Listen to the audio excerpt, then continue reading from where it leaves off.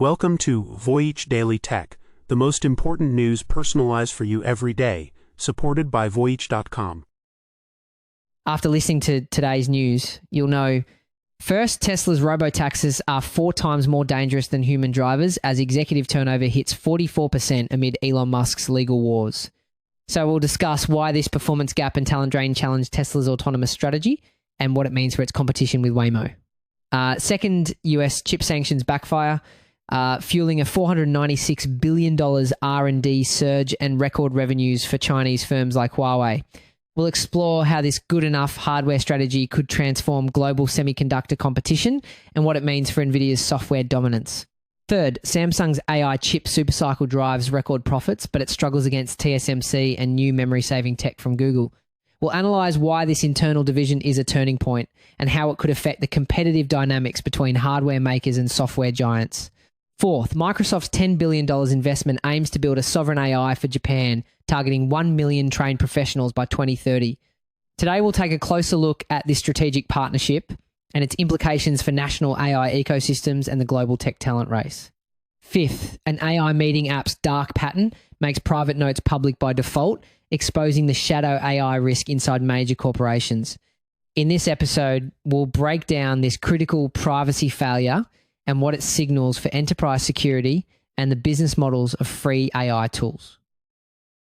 Let's start with a single statistic that might just change your entire perspective. Tesla's robotaxis, the ones promised to be safer than you, are reportedly crashing at a rate approximately 9 times higher than human drivers. That number comes from a report tracking crashes in Austin, and it's just the tip of the iceberg for Tesla's autonomous ambitions. So the thing is, this performance gap comes down to a fundamental disagreement in engineering philosophy. Tesla is betting everything on a vision-only system using just cameras and neural networks to mimic human eyes. But competitors like Waymo use a multi-sensor approach, combining cameras with LiDAR, which uses lasers for incredibly precise distance measurements and radar. This gives them redundancy, especially in bad weather or low light, where cameras can struggle. While Waymo's system has shown a substantial reduction in accidents, Tesla's camera-only strategy is still facing major safety hurdles. The company is also bleeding talent, with 3 senior leaders on its Cybercab project all quitting recently. And this isn't just a one-off issue. Research shows the turnover rate for executives reporting directly to Elon Musk is around 44%, dramatically higher than the Silicon Valley average of just 10%. This raises serious questions about whether long-term innovation can be sustained with so much churn at the top. That's the futuristic 2-seater vehicle designed with no steering wheel, no pedals, and no rear window. But that's not the whole picture. Other key projects are in limbo. The next-gen Roadster, originally slated for a 2020 production start, is now 5 years behind schedule, a delay described as egregious.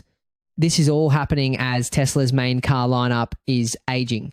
And reports claim Elon Musk's public activity has alienated a wide swath of potential car buyers. This is where the situation takes a more complex turn, leading straight to the courtroom.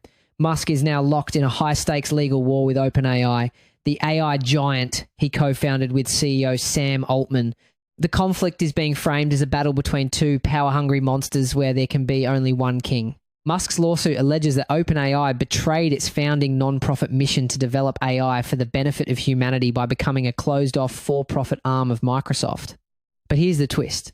Critics point out that Musk's own AI company, xAI, has faced its own controversies, including its chatbot Grok generating problematic content, which raises questions about the consistency of the ethical standards he's demanding from others.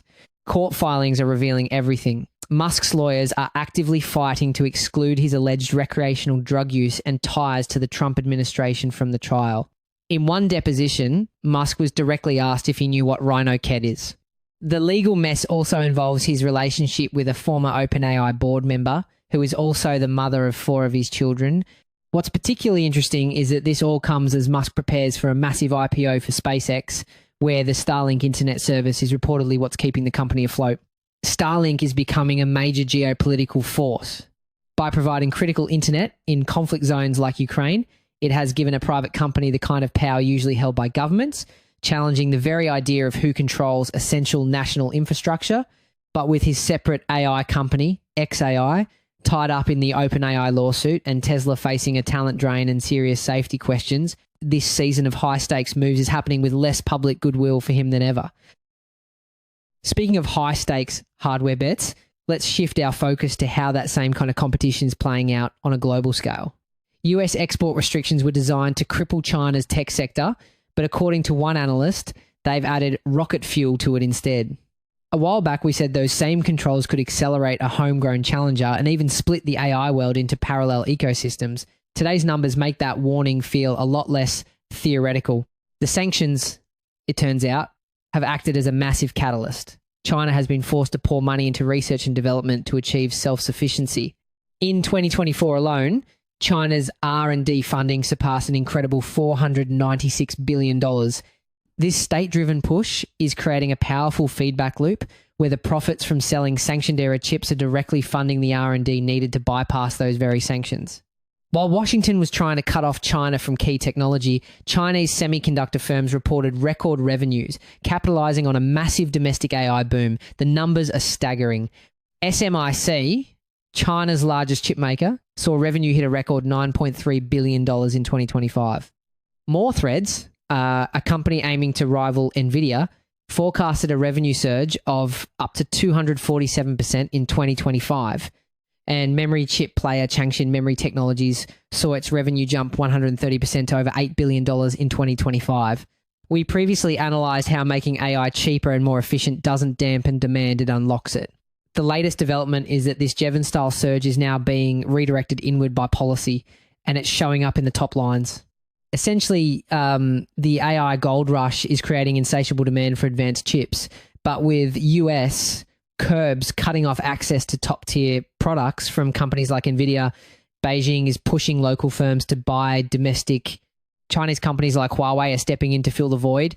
And as one analyst notes, these homegrown solutions are now filling the domestic compute gap and driving record revenues, even if their performance lags behind the US. We mentioned a while back that these same restrictions were channeling demand straight to Huawei, exactly the dynamic we're seeing play out at scale. Take Huawei's Ascend 910 B chip, for example. While it's not on par with Nvidia's latest and greatest, some reports show it can achieve up to 80% of the efficiency of Nvidia's A100 chip, a workhorse of the AI industry. This good enough performance is proving sufficient to power China's domestic AI development at a massive scale. However, if you zoom out, you'll see another layer of strategy at play. Hardware is only half the battle. The real challenge is replacing the software. Nvidia's dominance comes from CUDA, a software platform that developers have used for nearly 2 decades.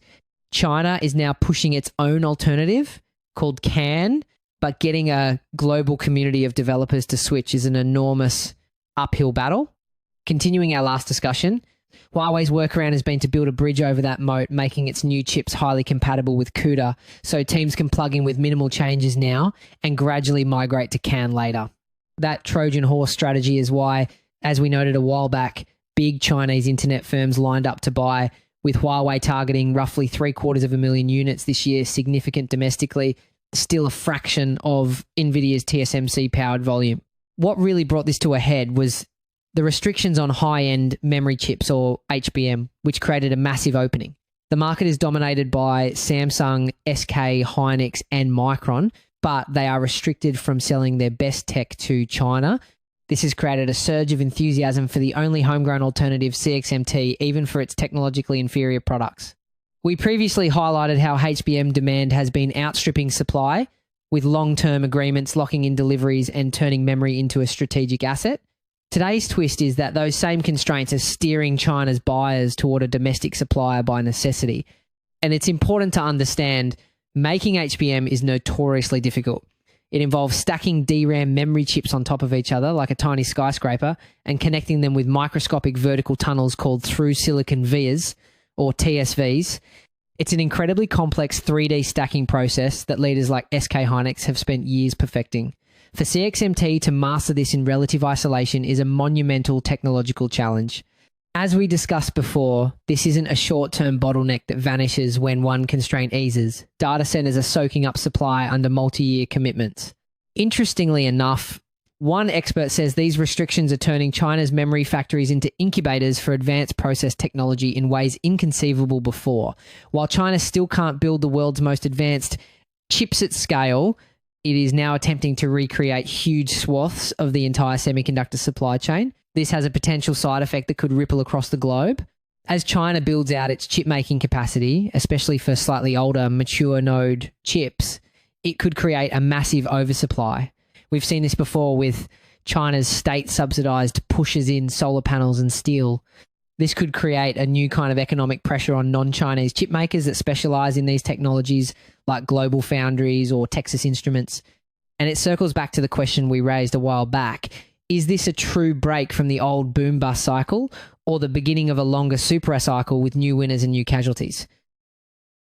That mention of high-end memory chips brings us directly to our next story, which centers on the company right at the heart of the HBM boom. Samsung is on track to make nearly as much profit in one single quarter as it did in the entire previous year. A while back, we asked whether AI had really broken memory's old boom-bust pattern or just launched a longer super cycle. Today's numbers push that debate to the front of the line. This is all thanks to an AI-fueled boom, creating what the company calls an unprecedented supercycle for its memory chips. We previously analysed HBM demand running ahead of supply under multi-year locked-in commitments. The latest development is Samsung itself leaning into that framing as demand keeps outrunning what the industry can ship. What makes this cycle so different is that in the past, boom and bust cycles were driven by PCs or smartphones. The AI-driven demand is on a completely different level. It's more consistent and requires vastly more memory, especially high bandwidth memory, or HBM. The demand is so intense that according to industry analysts at TrendForce, prices for some types of memory are projected to jump by as much as 63% in a single quarter. It's a structural shift in the entire industry. As we've discussed before, making AI cheaper or more efficient doesn't shrink demand. It unlocks new, heavier workloads. That Jevons paradox dynamic is exactly why price spikes can coexist with insatiable demand. The numbers are staggering, a projected six-fold jump in operating profit, hitting a quarterly record of 40.5 trillion won, or about 27 billion US dollars. Some analysts are even more bullish, with Citi forecasting a potential profit of 51 trillion won, but this isn't a simple success story. Just as Samsung hits this peak, new threats are emerging. The war in the Middle East is threatening to disrupt supply chains and raise energy costs, potentially forcing big tech to roll back AI investments. Continuing our last discussion about AI hitting an energy wall, rising oil and shipping risks make that wall feel closer and investors know it. The situation presents a fascinating duality between Samsung and its biggest competitor, TSMC. TSMC's manufacturing is heavily concentrated in Taiwan, which relies on energy imports that travel through potentially disrupted shipping lanes like the Strait of Hormuz. Samsung, on the other hand, has a much more diversified global footprint, with major factories in South Korea, the United States, and China. For big tech companies looking to secure their supply chains, Samsung's geographic spread makes it a more resilient partner. In a more direct challenge, Google has just unveiled a new memory-saving technology called TurboQuant, a direct shot at the very source of Samsung's windfall. You see, TurboQuant is a sophisticated AI compression algorithm, a way to shrink the memory footprint of large language models without hurting their performance. Research shows it can achieve up to a six-fold reduction in memory usage. The implication is that if major customers like Google can use software to become dramatically more efficient, it could reduce their need to buy so much of the very hardware fueling Samsung's supercycle. But as we've argued before, efficiency breakthroughs often unlock bigger models and new applications, so even as memory per model drops, total demand can still surge. If that was just the appetizer, the main course is just being served, because this success isn't company-wide. While the memory chip division is shattering records, other key businesses are struggling. Samsung's smartphone and flat screen divisions are both likely to see profits slump by about half. It's a classic conglomerate's dilemma. The success of Samsung's memory division is directly hurting its own smartphone division. The soaring price of memory chips, which is great for one part of the company, means the other part has to pay way more for its components. In fact, research shows that memory components now make up over 20% of a smartphone's total manufacturing cost, up from just 10 to 15% previously. Meanwhile, Its contract chip manufacturing business, which competes with industry giant TSMC, is set to stay in the red. The gap is massive. While Samsung struggles, TSMC commands a staggering 70% of the global market for contract manufacturing. Samsung sits at just over 7%. A big reason for this is technical. TSMC has consistently achieved higher yield rates, meaning they produce a higher percentage of perfect working chips from each silicon wafer, making them more reliable and cost-effective for clients like Apple and Nvidia. So while the headlines scream record profits, the reality is far more complex. Samsung is in the middle of an AI gold rush, but it's a high-wire act, fighting a war on multiple fronts against global instability, against software giants like Google, and even against weaknesses within its own empire. And remember, a few days ago, memory names sold off, even on Great Prince. Classic buy the rumor, sell the news, because the market still treats this like a peak that can flip fast. That's the tension to watch. Supercycle fundamentals versus skittish sentiment. We're seeing hardware makers like Samsung and TSMC battling over manufacturing, while at the same time, software giants are playing a different game entirely. Microsoft just announced a $10 billion investment in Japan. That's the amount Microsoft plans to invest in Japan, and the shockwaves are already hitting the market. The moment the news broke, shares of a key partner, Sakura Internet, surged by over 20%. So why them? Why this specific smaller domestic cloud provider? Well, Sakura Internet isn't just any company.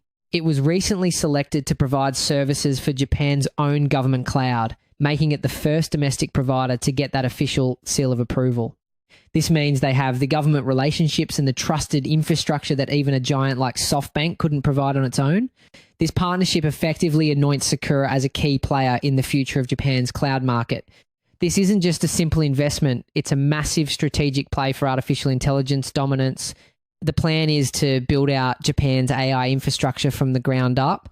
Microsoft is bringing Japanese giants like SoftBank into the fold to provide critical AI computing resources, including graphics processing units located directly within Japan. This partnership is designed to do one crucial thing: keep Japanese data inside Japan. It supports the development of the nation's own advanced AI systems and large language models, a key move in the global tech race. This strategy is all about enabling what experts call sovereign AI, the idea that a nation should control its own digital destiny with its own AI models and its own data. This is a huge contrast to what we've seen in Europe, where there's often an adversarial relationship with US tech giants. Here, Microsoft is playing the role of an enabler, not a dominator.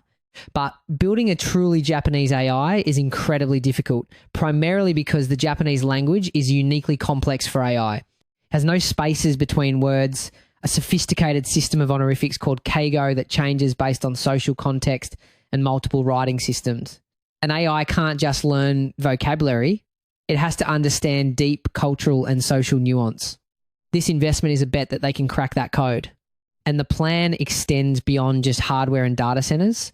Microsoft is also partnering with a who's who of Japanese tech, including Fujitsu and Hitachi, with a stated goal of training 1 million AI professionals by 2030.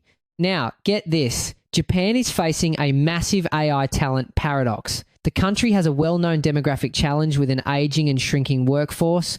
In fact, some projections show a potential shortfall of over 3 million AI and robotics workers by 2040. So this isn't just a nice-to-have training program. It's a critical mission to fill a huge gap, reskilling existing workers and training new graduates, just to have enough people to operate the very infrastructure they're building. According to Microsoft's own report, Japan is already adopting generative AI faster than the global average. This entire initiative was announced after Microsoft's president met with Japan's top leadership, signaling high-level government support. This is more than a business deal. It's a $10 billion move to build an entire AI ecosystem for a major world economy, fundamentally reshaping Japan's technological landscape and placing Microsoft at the absolute center of its future. Microsoft's $10 billion investment is a perfect example of a top-down, corporate-led AI push. But what happens when AI adoption is the complete opposite happening from the bottom up, often in the shadows? Believe it or not, an AI note-taking app that records your private meetings is telling users their notes are private by default. A look inside its own settings, however, reveals the exact opposite is true. This is a prime example of what designers call a dark pattern, a design choice that tricks users into doing something they didn't intend to. The company gets the benefit of your notes being easily shared, which helps their product go viral, but you're the one taking on all the risk. And this isn't a rare mistake. Research from the International Consumer Protection and Enforcement Network found that about 76% of software as a service companies use at least one dark pattern to nudge their users. The app is called Granola, and it uses AI to generate notes from your meeting audio. According to its own settings menu, quote, by default, your notes are viewable to anyone with the link. That means if a link is ever shared or leaked, even accidentally, your confidential notes are exposed on the open web. Testing confirms it. Notes are accessible in a private browser without any login, and the site even shows who the note belongs to. While the full transcript is protected, snippets and AI summaries are still visible. The security risk is so significant that at least one major company has already denied use of the tool to a senior executive, citing these very concerns. This highlights a massive problem inside big companies right now, often called shadow AI. While the executive was blocked, countless other employees at companies everywhere are using these powerful new AI tools without getting approval from their IT departments. A recent report found that a third of employees simply ignore their company's AI usage policies. This creates huge security blind spots, as IT teams have no idea what sensitive company data is being fed into these unvetted applications. On top of the public link issue, there's another layer to this. Granola also uses your data to train its own AI models. Enterprise customers are opted out by default, but for every other user, it's an opt-in system. Unless you manually go into your settings and toggle off the permission, your meeting information is being used for their internal development. The company says it doesn't share this data with third parties like OpenAI or Anthropic, but it keeps the anonymized data for itself. Let's pause on that term, anonymized data. After all, truly anonymizing conversational data from a meeting is incredibly difficult, if not impossible.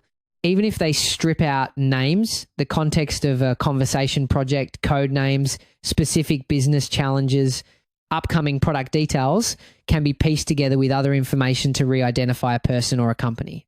In fact, one major study showed that nearly 100% of Americans could be re-identified from a supposedly anonymous data set using just 15 demographic attributes. So when a company says your data is anonymized, the protection might be much weaker than you think. Granola, an app that integrates into your private calendar to capture audio from your meetings, operates with notes viewable to anyone with the link by default. The platform that promises privacy instead places the burden of security squarely on the user, who must navigate a maze of settings to protect the very information they entrusted it with. Ultimately, this reveals the fundamental trade-off at the heart of many free AI tools. The business model often relies on two things: viral growth, which is supercharged by making your content public by default, and collecting massive amounts of user data to train better AI models. The platform that promises privacy is actually built on a foundation that prioritizes its own growth over your security, placing the burden of protection entirely on you. That's it for today on Voyage Daily Tech. Follow, share, and stay tuned for daily updates coming your way tomorrow.